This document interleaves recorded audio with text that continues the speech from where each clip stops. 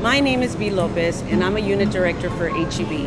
I have a Bachelor's of Business Administration degree in accounting and a Master's in Business Administration. And here are a few tips for you when you're interviewing for a job or writing a resume. First of all, your interview starts the moment you say hello.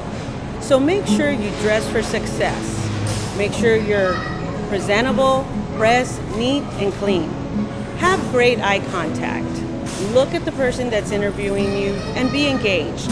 Ask questions and be ready to answer all the questions they ask of you. Also, when you're writing a resume, make sure it's simple and straightforward. It has to represent who you are. Those are a few tips from me, and I wish you all great success.